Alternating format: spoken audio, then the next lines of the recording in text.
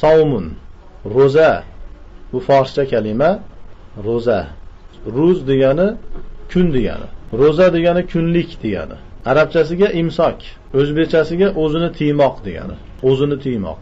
Shar'iy ma'nosi al-imsaku anit ta'ami va sharabi val jima' naharan ma'an niyyati min al-fajr ila al-ghurub. Tongdan shomgacha kunduzida niyat bilan yemoqdan, ichmoqdan va jimodan o'zini tiyishlik ro'za deb ataladi, savm deb ataladi.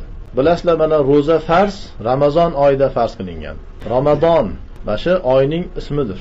Ramazon degani yondirdi degani, kuydirdi degani. Ramazon degani yondirmoq, kuydirmoq degani. Issiqdan kuyib ketgan qora toshlarni ham ramda deyiladi. Kuygan toshlar. Ramazon oyi nimaga Ramazon deyilyapti? Inson ro'za tutadi, ro'za tutgandan keyin uni nafsi yonadi. Nafsiga bir tarbiya bo'ladi. Va undagi butun zarar narsalar yonib ketadi, erib ketadi. Unga ham diniy tarafdan, ham dunyoviy tarafdan juda katta foyda bo'ladi. Ham gunohlari yonib ketadi, gunohlardan poklanadi.